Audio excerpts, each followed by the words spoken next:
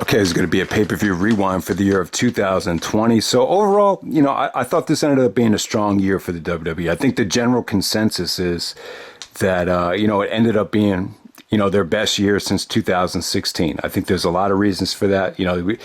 We definitely had a very weird year in terms of the WWE pay-per-view scene. We got a very slow summertime. There wasn't a lot of talent that was on those pay-per-views. Guys like Roman Reigns, guys like Daniel Bryan. Obviously, you didn't have a lot of testing at first, and there was a lot of uncertainty when you go to after WrestleMania. But I think after SummerSlam, they really stepped up their game. They really kind of, they made up for everything. And after SummerSlam, we had, a great fourth quarter of pay-per-views. You just had a very, you had, multiple feuds from the women and the men that really culminated in a, spectacular pay-per-view run. I would say Clash of Champions to TLC. It's probably one of the most, I wouldn't say it's the best, but I would definitely say it's one of the most consistent pay-per-view runs over the span of 3 or 4 pay-per-views that I think that they've done in quite some time. So yeah, like when you look back and evaluate the best stuff that happened this year, it's like,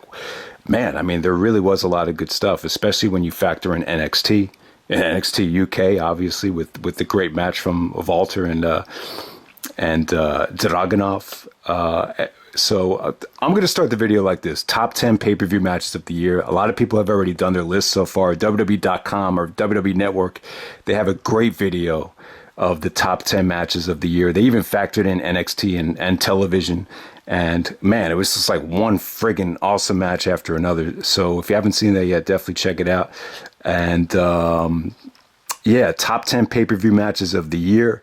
This is not counting Raw or SmackDown.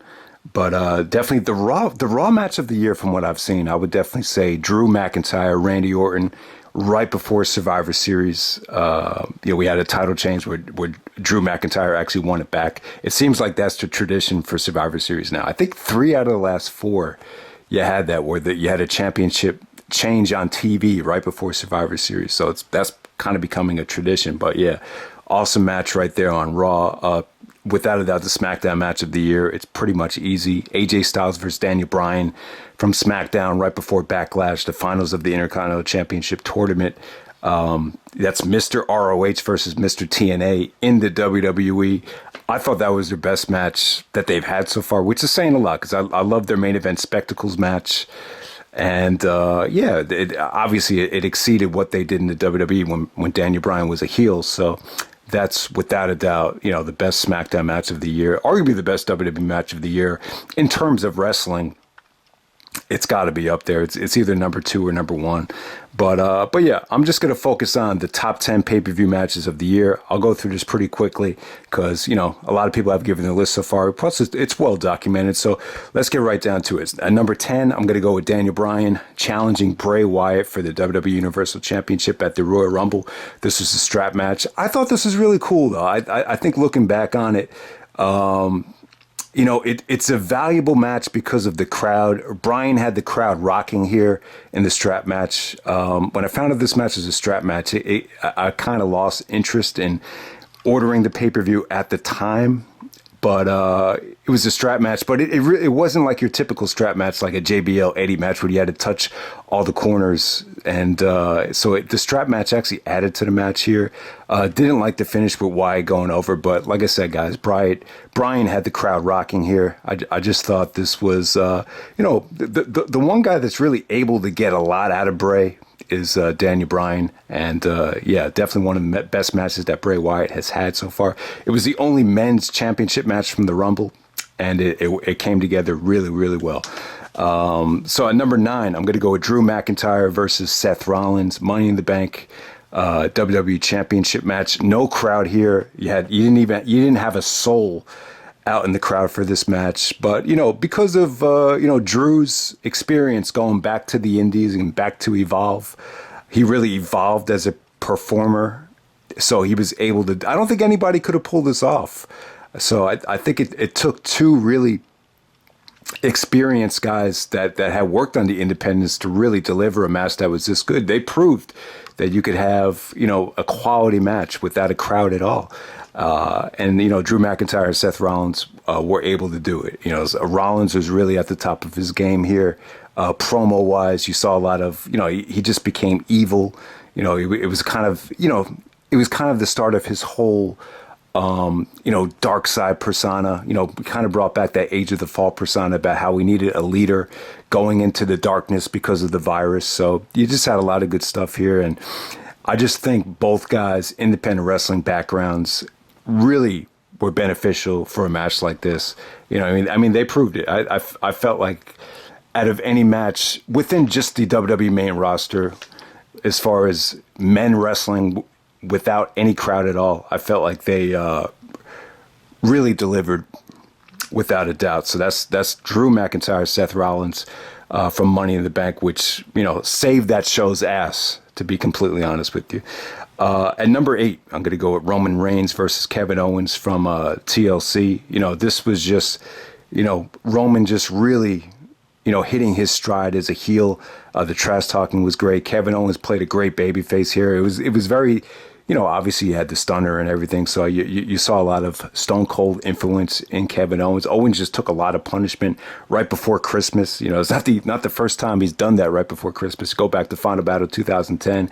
He almost killed himself in that match as well. But yeah, just a war right there. Just physical, intense. Crazy spots. I mean, it just really. Reigns and Owens just, tore the house down from TLC. Great match. I really thought that delivered.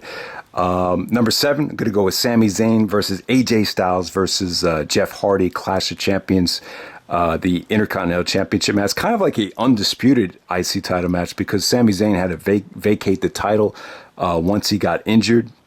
So, yeah, this was a little crazy. I wasn't crazy about the match as most people are. I think some people might even have this like at number 1. I know Sami Zayn had it at number 1 because of the Sammy Awards. But, yeah, some nasty things going on here, some brutal things. I mean, they got 26. They went 25 minutes for the IC title. It was a little bit too drawn out for me. I think it's not going to have a lot of replay value because it's just long, and it's like I said, it's a lot of these matches towards the end of the year. They were very drawn out in terms of the storytelling, so it's not like a whole bunch of action in a short amount of time. So, but yeah, Jeff Hardy took some nasty bumps here. I thought AJ was more of a tweener here. Even though he's officially a heel. And, this is just about establishing Sami Zayn as a heel. I mean, really, that's primarily what the match is about. How he was able to outsmart Jeff Hardy, outsmart AJ Styles with the handcuffs. He actually handcuffed Jeff Hardy's ear to the ladder. I mean, how sick was that? Because, Jeff Hardy has those big-ass holes for his earrings. And, he actually had the key in his mouth when he, uncuffed himself from AJ and then cuffed AJ onto the ladder. So that was pretty crazy. But yeah, the match definitely had some awesome bumps.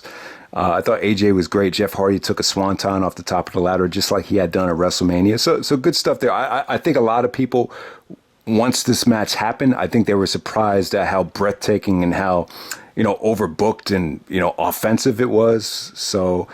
But yeah, I just don't think it's one of those matches that, a lot of people are going to go back to because it's very kind of like the Roman Reigns matches. It's very drawn out in terms of the storytelling. All right, so at number 6, I'm going to go with Charlotte taking on Rhea Ripley. This is from WrestleMania Night 2, the opener here. Yeah, when I first saw this match and when I first heard about the praise about how this was the best wrestling match from WrestleMania, I was a little bit baffled by it. And I think there was a lot of mixed feelings because Charlotte, went over and the match looked like it was more beneficial to Charlotte instead of, making Rhea Ripley out to be a star. Because I think there was a lot of people that ordered WrestleMania that didn't really, I had never really seen Rhea wrestle until WrestleMania. So it's like to someone that hadn't watched yet, it's kind of like, it kind of left you scratching your head in terms of, why she is in that position. So I just didn't think it was beneficial to her. I think a lot of people felt the same way. But when you watch this match back without the crowd and, the way they wrestled here, they really, more so than anybody, they really adjusted to the environment here.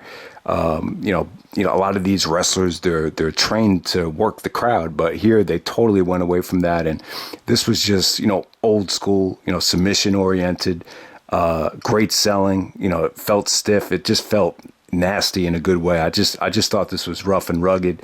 And it's aged very well, though. Like, it has great replay value. I love watching this thing back. And yeah, it's hard. The WrestleMania show as a whole, it's really hard to argue like what really stole the show, because a lot of the buzz really came from the non-wrestling matches there. But in terms of wrestling, I would say that this was the highlight in terms of fundamental wrestling skill from WrestleMania weekend.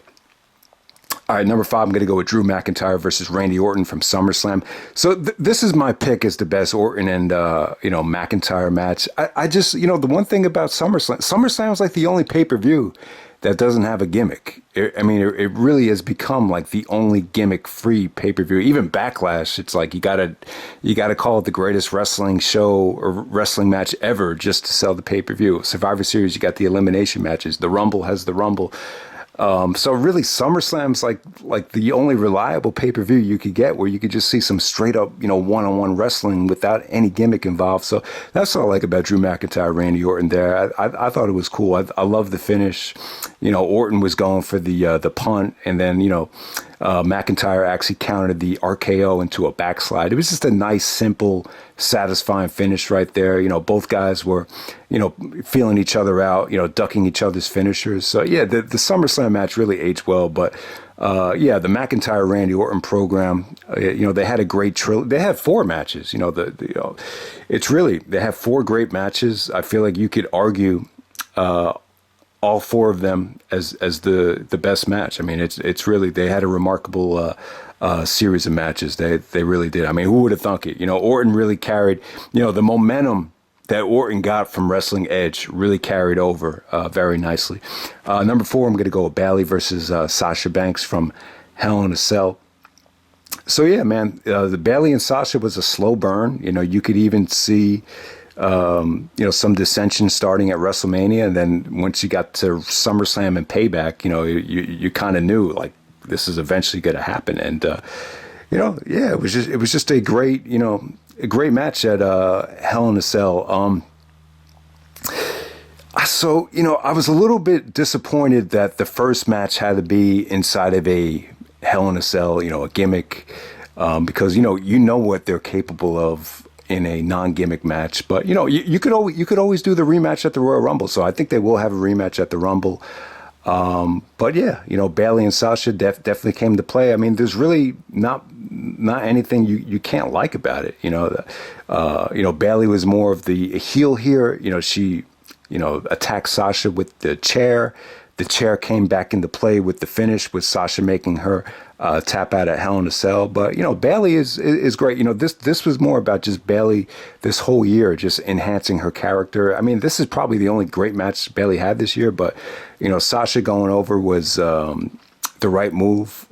I think even going back to WrestleMania in 2016, you could just tell like that this girl has so much potential. Like she finally is going to become like the star of the women's division, and she's finally getting her shot as a babyface, as the champion. So I thought it was great though, and you could definitely tell they could definitely have a rematch at the Royal Rumble. So I think the Rumble's the type of pay-per-view where you could the history of the Rumble title matches shows you could always go back to a non-gimmick rematch. So definitely there. But they put each other through hell. I know some people had this as match of the year. I wouldn't go that far. But yeah, this was a nice satisfying match to follow up what they did in Brooklyn. And I think everybody was really happy with it. And, even though it is a gimmick match, I think it did over deliver. Number 3, you're going to go with Drew McIntyre versus Roman Reigns from Survivor Series, champion versus champion. Drew McIntyre won the championship right before Survivor Series. So you have Raw versus SmackDown at Survivor Series. And, it came off great. I thought this was physical. I thought it was crisp. It felt like the two most dominating champions going at it. So, yeah, Roman was he just got in incredible shape. He's moving a lot better in the ring now. Having that time off during the quarantine or during the summertime really did him well. And, him and Drew just delivered a great match. And, Roman reunites with Jey Uso to screw McIntyre at the end right there. But, it definitely came off great. This was a great main event to Survivor Series. Really the only match from Survivor Series that was in contention. Okay, so at number 2, I have the men's Royal Rumble match. And, it's not very often where, I don't really like putting the Royal Rumble match in matches of the year because it's easy, it's always entertaining and all that stuff. But there's few occasions where the Rumble is so good that you got to go back to it at the end of the year. Obviously, in '92, I think most people had it as the match of the year. But the 2020 Rumble, I mean, it was finally one of the Rumbles that really checked all the boxes. I mean, you had a dominating performance in Brock. I mean, I think Brock, we finally got the good version of Brock Lesnar, like right before he left. He was dominant. He was entertaining. Brock really. He probably was the MVP of the Rumble, but on top of that, it checked all the boxes. You had an unpredictable winner. One of the issues is the winner is always very predictable. People always hate who wins the match, but Drew McIntyre winning it was like the right decision.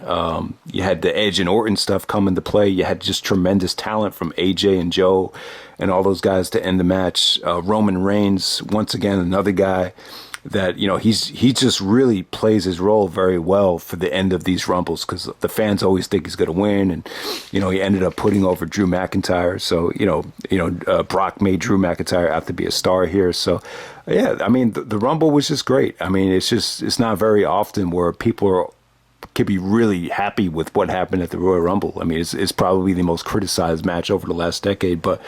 I would say, I would say that this has got to be the best Royal Rumble match from the past decade. I really don't know if any of them come close.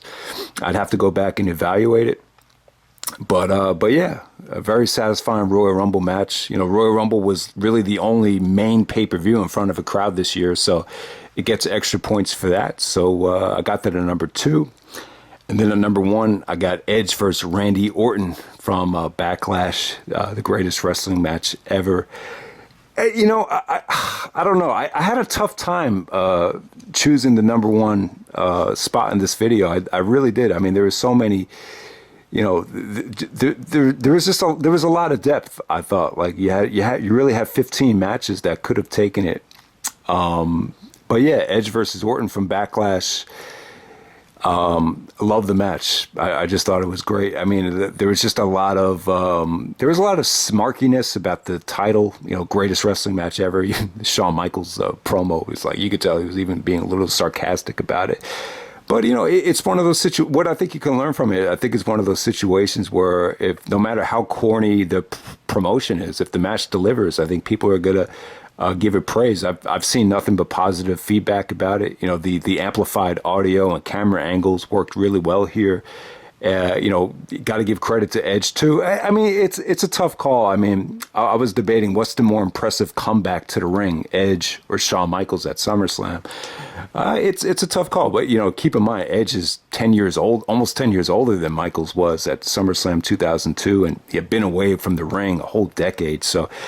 Incredible performance by Edge. For this to be his first match, I mean, he was awesome, and I know he probably was under a lot of pressure. He must have been like, "Yikes, this is supposed to be my, the greatest wrestling match ever. How am I going to pull this off?" But him and Orton, he really resurrected Orton too in terms of promo, in terms of wrestling, where it actually, a lot of the greatness that Orton accomplished this year, it carried over into his feud with McIntyre. But yeah, I mean, this good stuff. They wrestled 45 minutes. It kind of had a Steamboat and Flair type of feel to it as well. I mean, it was just great stuff. I mean, it's amazing. I will probably say I think a lot of people would agree. Probably the best non-gimmick match either guy has had. You know, when you think of Edge's best singles matches, you think of the TLC stuff.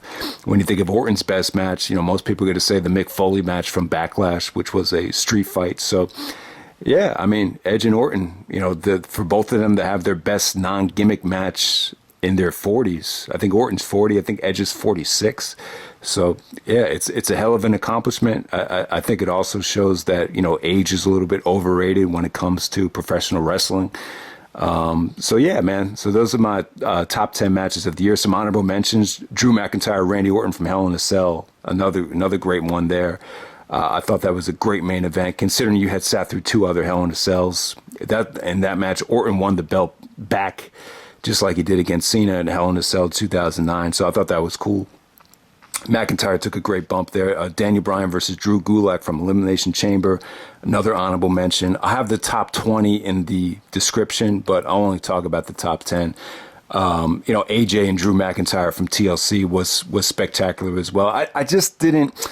You know, the Miz actually made the match a little bit more dramatic. I just felt like the Miz and, you know, the Osmos spot that just doesn't really give you a lot of replay value. But shout out to Osmos, who really reminds me of Taco Fall from the Boston Celtics because of how big he is.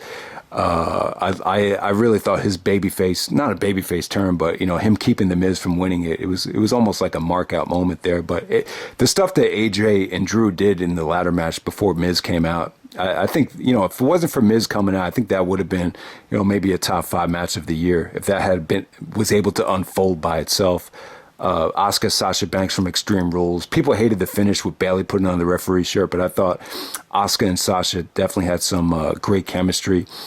And, you know, Undertaker, AJ Styles from Wrestlemania as well. That's another honorable mention. We'll talk more about that later. All right, so with the WWE pay-per-views as a whole, like from this year, I felt like they really, you know, made a lot of adjustments, a lot of improvements. Number one, I want to talk about the ticket sales. You know, them not, you know, having to do these Saudi Arabia pay-per-views, or them, you know, not feeling the pressure to, you know, sell out these arenas. It actually kind of made the year better. You know, it kind of showed you, like, you know, part of the reason you have to go back to Brock and go back to Goldberg was, you know, they want to sell tickets. So, you know, when the crowds do come back, you know, just be ready. You know, they might bring back another one of these part-timers. And, you know, I just think the business is a little bit better, like when you let the, you know, full-time guys just kind of do their thing. So that's one of the things that I think helped the year a little bit. Also, the pay-per-views got shorter. You know, they got more concise. They weren't that long. I think Money in the Bank was like 2 hours, which was like, oh man, that's really cool. I mean, there wasn't a lot there, but still, like, you know, the pay-per-views, like, they didn't drag on forever. Even the Rumble was great this year, but, you know, I just think 4 hours and 8 minutes is still like a little long to sit through. So I just think as the year went on, like none of the pay-per-views really suffered in terms of length. So it's great that they finally listened to that. But I think there's other reasons for that. But that was a good thing. But I'm just gonna quickly go through the pay-per-views here, and then I'll rank them from best to worst. So, you know, I've talked about the Royal Rumble match, but the Royal Rumble as a whole, you know, they really came together this year with a great show. You know, obviously the Rumble was great. You know, them only having one championship match was definitely the way to go. You know, Bryan and Wyatt really got a great crowd reaction. The women's Royal Rumble match, it's still a little bit tough to do 2 Royal Rumbles on one show. It's a lot to ask for, but I don't think they're gonna change that, and so that's fine. I just think it's at the point right now where you just have to accept it. I think they probably could just get rid of one more match. That they had Roman and Baron Corbin to open up the show, which was like a half hour, like a Falls Count Anywhere match. You know, just cut just one match, make it maybe 3 hours and 20 minutes, and you know that would definitely help it out a lot, because I really think you could argue Rumble was, you know, probably the best pay-per-view of the year. You know, the crowd was high. Everything about this show just really came together. You had a phenomenal Rumble match, and you know, you had a lot of good stuff. Even what's the women's match? Becky Lynch, the Becky Lynch match with Asuka, that was really, really good as well. So yeah, man, the Rumble was a great pay-per-view. I thought Elimination Chamber, very inconsistent show. I think the tag team title Elimination Chamber match, I just don't think the guys are ready to wrestle a chamber match that long. You definitely had some good stuff there with, Otis took some crazy spots. I think you had Lince Dorado do an amazing spot off the top of the chamber, which came off great. Miz and Morrison did some great double team moves. So it was cool for the tag team guys to get their, shining moment, but it went on a little bit too long. And, the stuff after that, it couldn't really follow. I think AJ and Aleister Black tried to have a match after that, and the crowd was just dead. So sometimes some of these crowds could definitely hurt the show. So I think sometimes not having a crowd has definitely been beneficial. I think the Thunderdome looks pretty cool. I think sometimes the generic noise kind of hurts the feeling of the show, but sometimes you have those dead crowds that could just really, hurt the shows a lot. So Royal Rumble Elimination Chamber, they were the only pay-per-views this year where we had crowds. WrestleMania as a whole, it was kind of a mixed bag. I think looking back on it, the first night of WrestleMania, like even though some of the matches were short, it was just really, fun to sit through. Like, that's another example of a pay-per-view that went by really quick. Even though the Daniel Bryan match against Sami Zayn and even the Shayna Baszler match against Becky Lynch, like even though they were short, it just flowed really well. The ladder match was a little bit awkward, but it was cool to see. Rollins and Owens had a tremendous match, and then I think Undertaker and AJ Styles for that time, the Boneyard match was definitely the right call. If you haven't seen the Undertaker documentary, it really is cool the way they really didn't know what to do, and then they kind of transformed, this area into a Boneyard match, and it just came off really, really well. It was just a great way for Undertaker to end his career. So yeah, I mean, just Taker just had. I think when you look back at this year, it definitely just has its own identity. And I think that's one of the things that's going to make this year unique. I think, WWE from 2014 to 2019, I think one of the gripes was like the year kept feeling like the same thing. But I think, this 2020 year, I think one of the things when you look back on it, it really just does have its own identity. And that's another thing, too, is like Undertaker, like he finally opened up this year. You got some like real interviews with the real guy. And Undertaker seemed to embrace it and seemed to enjoy, finally coming out of that character. And, him and AJ just had, a fantastic, I'm not going to say it's a match, but it was just a great confrontation. It just came out really, really well. I personally, it's tough for me to rate a match like that, but you want to argue that because you enjoyed it that much, you want to rate it as a match of the year candidate, then that's cool with me. And then WrestleMania night 2, it just I'll say this about WrestleMania. If you had told me after WrestleMania 20 that 15, 16 years later, Goldberg and Brock are going to be walking into WrestleMania as the champions, and the two guys that closed that show with the championships would be dead, I would have said to you, well, man, what the fuck happened? Like something must have been really, really, really wrong. But, it is what it is. I mean, I could see why they brought Goldberg back, and, Brock, it's well documented why he's in the position he's in, but there were just some really embarrassingly bad title matches there. Those are probably like the worst things that happened at WrestleMania. And then on top of that, the Edge and Orton last man standing match. Last man standing matches, they just don't work without a crowd. And I think they were I think they knew that, and they just felt like, keeping it backstage would have been the way to go. But, it all worked out, because at Backlash, there was more testing available. You could get some of these developmental guys into the crowd, the amplified audio and all the good stuff. And, Edge and Orton, once they finally wrestled, it ended up being the match of the year, greatest match ever. So that there we go with that. But yeah, just when I found out that Edge and Orton at WrestleMania was, I didn't see night 2 live, but when I found out how poorly received it was, I was a little bit, disappointed, but, it would have been tough to make a last man standing match work either way. But yeah. But like I said, it all worked out at Backlash. And then Money in the, I really don't have a lot to say about Money in the Bank. Obviously Drew McIntyre, Seth Rollins saved the show. The Money in the Bank at the corporate headquarters. It's just kind of a way to work around the situation with the virus. It sounded cool at first, but when you go back to that match, it's just, I don't know, especially with Otis winning, it's just one of those matches that it's even tough to rate. It's even tough to take serious. But, hopefully down the road, we just get rid of the Money in the Bank altogether. But, what the Money in the Bank did this year was it did elevate Otis. It gave The Miz something to cut promos on and strive for towards the end of the year. So you could argue that the Money in the Bank still works to a degree. But, I'm in favor of keeping the championships more credible than just, doing cheap cash-ins just to get views or just to get ratings.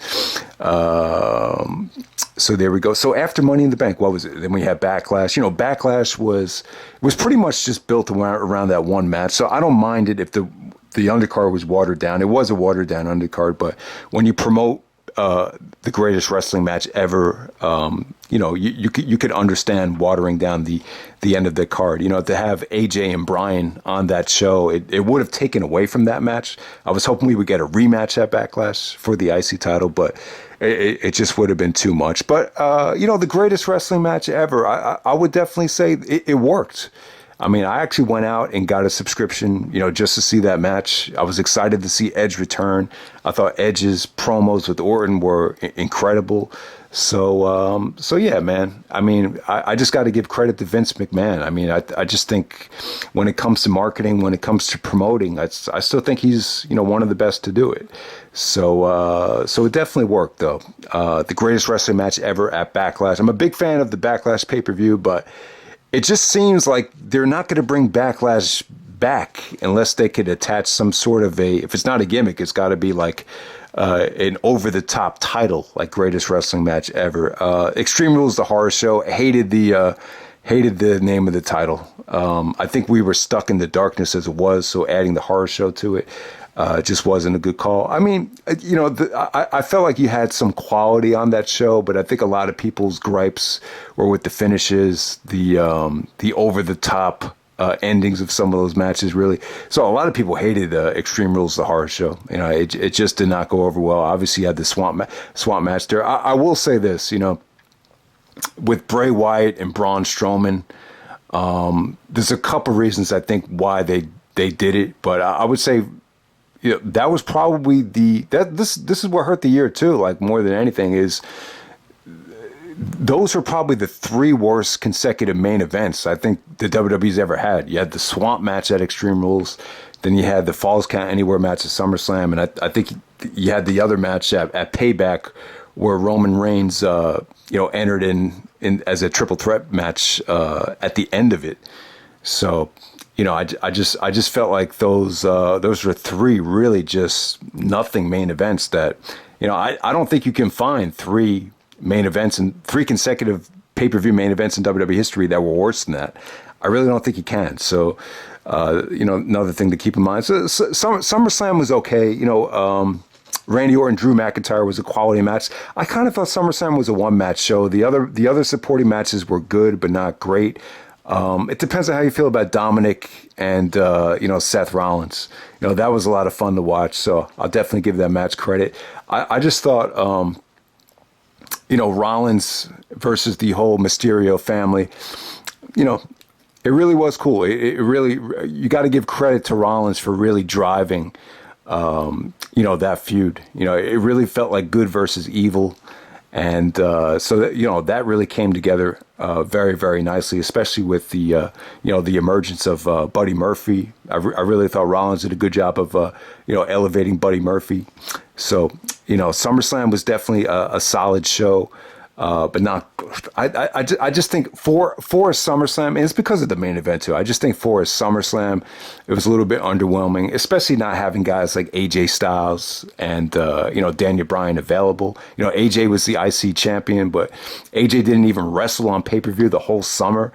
So that's another thing right there. And then, the pay-per-views really stepped up after Payback. So at Payback was just, I think I said this in the review. It was just kind of, we just had the Thunderdome. This way we could do another pay-per-view to cash in on this really nice Thunderdome, and we could get Roman Reigns, back in the mix, and it's just about establishing Roman Reigns as a heel with Paul Heyman. It was kind of a cheap way for him to win the title, but, the pay-per-view was kind of, average quality matches, but it was just kind of designed just to, Roman's back as a potentially turning heel. Let's get a lot of people to subscribe because of that. So I think that's why they did it. And then the pay-per-views really, they got off to a great run. Clash of Champions, Hell in a Cell. Survivor Series was good for what it was, and then TLC was definitely a top 3 pay-per-view of the year. So the year definitely closed out very, very strongly. You have multiple feuds that really delivered. Obviously, Bayley and Sasha had the blow-off match at Hell in a Cell. McIntyre and Orton. That feud really carried on greatly. And then Roman Reigns and Jey Uso, those matches were cool. So I'm not going to rate those matches as astronomically as other people are, but I will say this: there was just great character development for Roman Reigns. It's kind of like, wow, you've been missing out all this time on Roman. Obviously when Roman was taking time off, he got himself into great shape. Just vicious stuff here with Roman trying to call himself the tribal chief, dying to get respect from the Usos, from Jey Uso. So yeah, I mean those are just matches that were they came off more like movie scenes than actual matches, but it was just great character development for Roman. Just his trash talking skills as a heel are going to be very valuable. And, this is the way to go. This is the way to go. To turn him back babyface just because the crowds are going to come back would definitely be a huge mistake. But, Roman Reigns is a heel. I think he's proven that he's a good worker. He's good on the mic. He's got a great look. And, I can't say enough about, the stuff that Roman and Jey Uso did. They had some dramatic matches there. Even the stuff with Jimmy Uso coming out to play his role. I thought he was great. I thought the finishes were creative, especially the Hell in a Cell finish with the front face guillotine face lock. That's ultimately what made Jey Uso, say I quit. He didn't want to see his brother, suffer that pain. The stuff with Adam Pearce and the referees trying to stop the match. I mean, it was just great stuff. But in terms of the actual wrestling skill and wrestling, in terms of star ratings on the wrestling scale, these were matches. They were pretty innovative matches because they really adjusted to the environment. Without a crowd, you could really get away with, having more of a match that was driven more by trash talking and promos than actual wrestling. So, what's his name? Trademark actually said to me, Roman Reigns is just he's dialed in right now. So that was cool. So yeah, I mean, and then Survivor Series. So let me go to Hell in a Cell. Hell in a Cell might have been the best pay-per-view of the year without a doubt. I mean. I'm not a huge fan of having the Hell in a Cell as a pay-per-view. And, last year I was really down on it. Last year was kind of a nightmare with the way that, Rollins and Bray Wyatt ended. But, you had 3 incredible Hell in a Cell matches. You could argue that these 3 Hell in a Cell matches were the 3 best matches that WWE had on pay-per-view this year. So, yeah. So let's call it like we see it. Hell in a Cell was just a great pay-per-view. I mean, there's really not a lot to complain about with Hell in a Cell. I mean, it was just, you had 3 great feuds going on. They all delivered in the Hell in a Cell. So, yeah, Hell in a Cell will be my choice for pay-per-view of the year without a doubt. And Survivor Series was a tough call. It's tough to really evaluate. It was really just built around the end of, Undertaker coming out and giving his farewell. I thought, that was cool. I mean, it's really tough to rate that or judge that. But yeah, man, the champion versus champion match was great. I think you could, and it's saying a lot. They've had some good ones, especially the ones with Brock and AJ and Brock and Bryan. This might have been the best one. So that was cool. The Raw versus SmackDown matches. People didn't like the fact that Raw dominated, but that was a fun. The opener was really fun though. The other matches just kind of felt average. The IC title match with Bobby and Sami kind of felt, they just felt like, television quality matches. And the whole thing with Lana being the sole survivor after she's like nervous and scared to even get into the ring. I could see, maybe a lot of people felt like they were gypped by that match. So the women's match was kind of a mixed bag. Just that ending, I think it rubbed a lot of people the wrong way. But but you know what? The whole Raw versus SmackDown elimination thing, you definitely felt like you had a lot there. Like the Survivor Series pay-per-view, I think the theme still really gets people excited. I mean, kind of like how War Games gets you excited with, the way it's structured. I think you kind of have that same excitement feeling with Survivor Series. But yeah, it was cool, man. Reviewing all the old Survivor Series. Originally I wanted to watch and review Survivor Series as it happened, but it was cool, man. I thought Roman and McIntyre really did the legacy and the history of Survivor Series championship matches justice there. But in terms of classic elimination matches, you didn't really get that from this Survivor Series. But I still thought it was an okay show. It wasn't bad. It probably was the weak link out of the fourth quarter pay-per-views. And then TLC, I thought it was phenomenal, man. I thought it was definitely an awesome way to end the year. Both TLC matches delivered. I thought you had a solid undercard here. The Bray Wyatt, Randy Orton stuff. We'll see how it plays out with Randy Orton and Alexa Bliss. I still love to see Orton and Alexa Bliss team up together because I think they make a great couple. And I think Alexa could really, give Orton that extra dimension of evilness that I think he's, missing, especially when he has all this respect at this stage. So I'm still waiting to see how that plays out. But, match is a little bit over the top. You could definitely tell it was pre-taped and, a little bit of special effects. But it was cool for what it was. But yeah, man, the pay-per-views this year have been very good. So, to be honest with you, I feel like the best pay-per-views of the year, Hell in a Cell, Royal Rumble, TLC, Clash of Champions, those would be like the top four. I would say that the weak links of pay-per-views were Extreme Rules, the Horror Show, mainly because of the Swamp match. But, part of the reason why, Bray Wyatt and Braun Strowman, sometimes they kind of use a feud to kind of set the tone for like a lot of the other stuff that was going to take place. I mean, what the Swamp match did was it got Alexa Bliss out of her situation with Nikki Cross, because, Alexa had the situation with Braun and ultimately that led to Alexa, siding with The Fiend. So, that was cool. Maybe Alexa might ultimately side with Randy Orton. So I'm excited to see, where Alexa Bliss goes. So it got Alexa Bliss into the picture. And the other thing it did was, it gave them an excuse to bring Roman Reigns back because, Roman, never got the title shot against Goldberg and Braun was the one to take the belt. So, Roman wanted his payback at Payback. So it accomplished that. So really just the Bray Wyatt and Braun, matches which really didn't deliver. I don't think anyone really wanted to see, but, it kind of made sense to do them in terms of just getting things into the next gear. So if you want to look at it that way, maybe that's a positive way to look at it. But yeah, Extreme Rules, the Horror Show, Money in the Bank, Payback. I would just definitely say those were the three least interesting pay-per-views of the year. And then, Survivor Series, WrestleMania, SummerSlam. I thought they were good, but not great. Elimination Chamber. And, Elimination Chamber is that was a tough one, but I liked it though. I like the fact that you gave the tag teams a chance to, shine in the chamber match. I just think over a half hour was a bit long for them. I think they would have been a little bit more comfortable had they kept it maybe under 24 minutes instead of 32. And the women, people kind of hated the women's match with Shayna Baszler dominating it. But, the fans really did get behind Asuka at one point. But, at that time, they really wanted to make Shayna Baszler out to be a badass heel.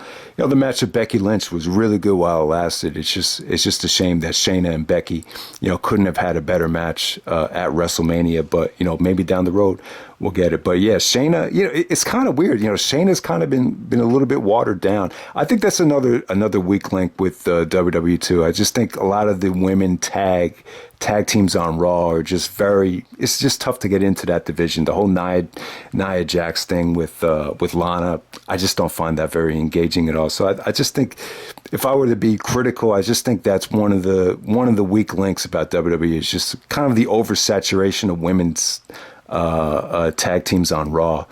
Even Shayna, but hopefully Shayna could get her edge back by the time Becky Lynch comes back, and we could see them really do their thing, because they really set that up quite well, especially with Shayna, dominating that Elimination Chamber match. But yeah, Elimination Chamber as a whole, I thought it was way too long. 3.5 hours for that pay-per-view was just too much. And some of the stuff that you thought would have been great, like Aleister Black and AJ, kind of got lost in the shuffle. Like kind of AJ and Aleister kind of went under the radar.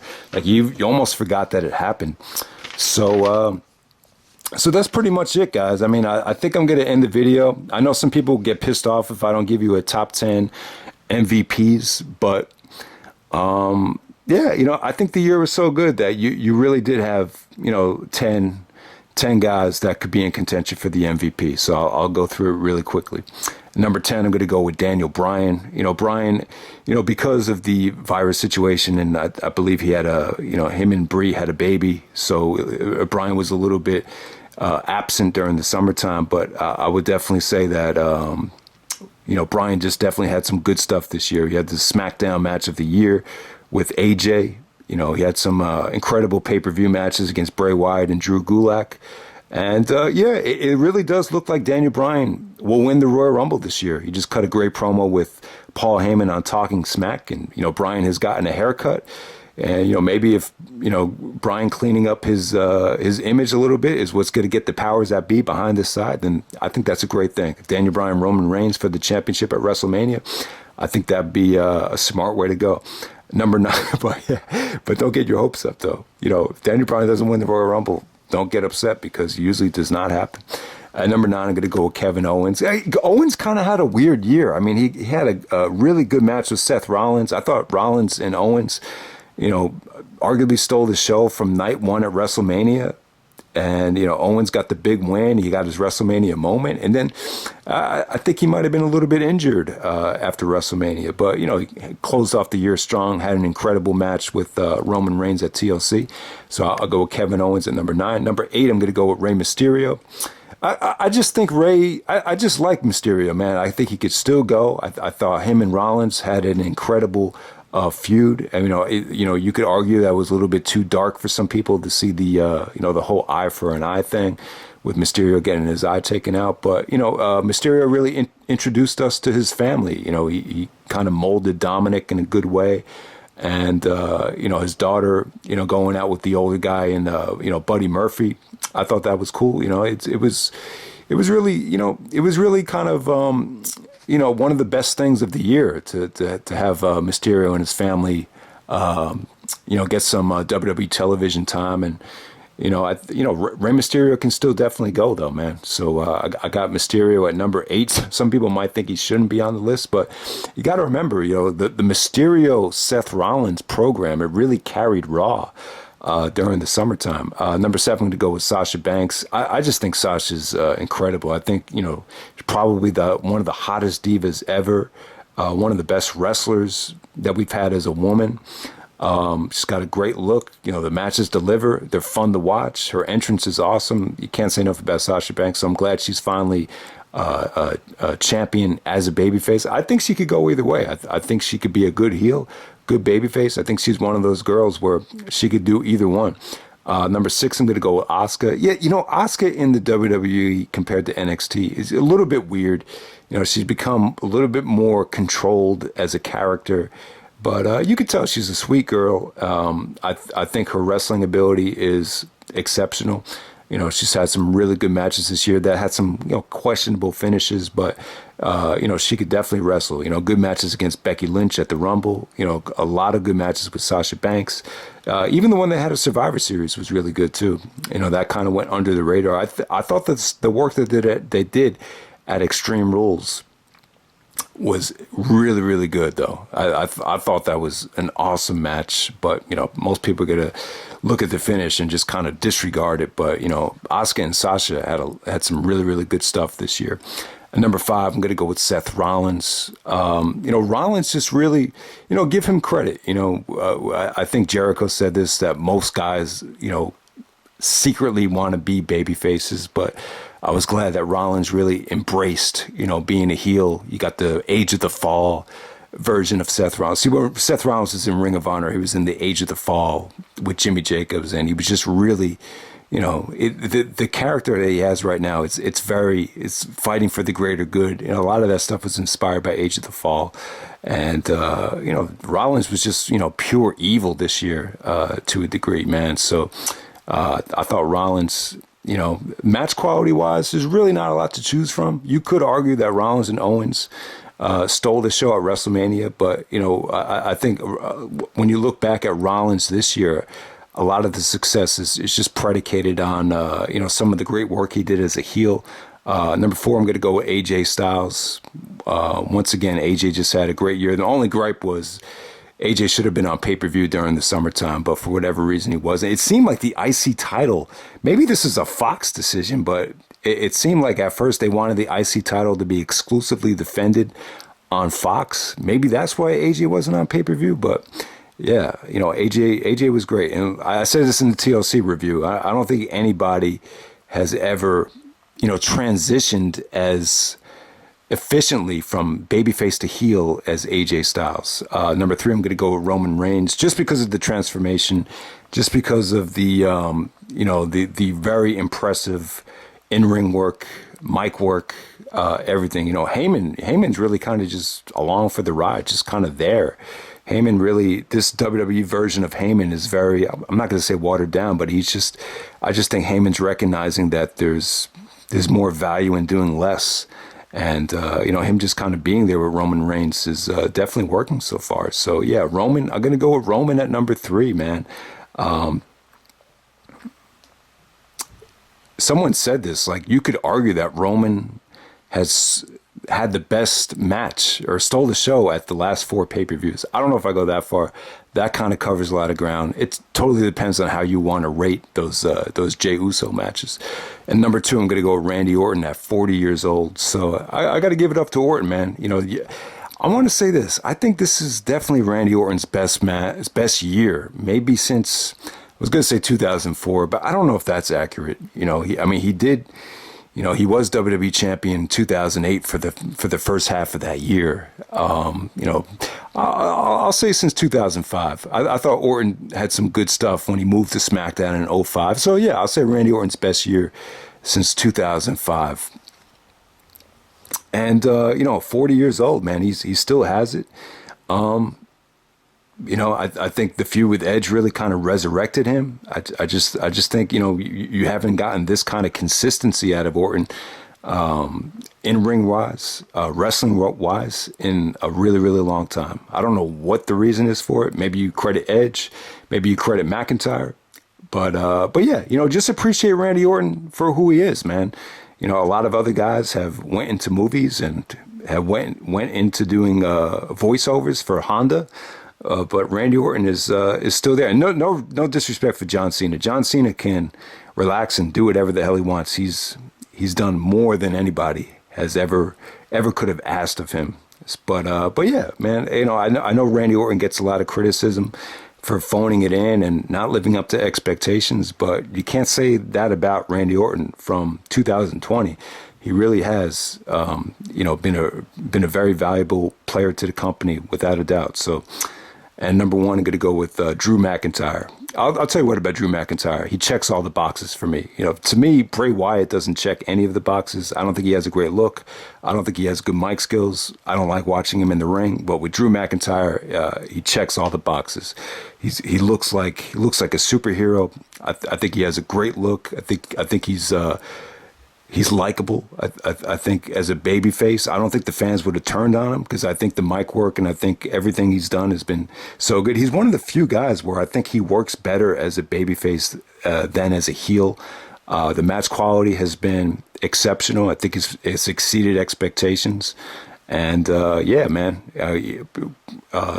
had one of the best Royal Rumble endings, one of the best Royal Rumble matches ever, and he was able to win it. And I think everyone went home happy without any bitching and arguing. So I'm going to go with Drew McIntyre as the MVP. Obviously, I think he won the Slammy Award for Wrestler of the Year, so that's no surprise. But that's pretty much it, guys. I've really enjoyed this year from WWE.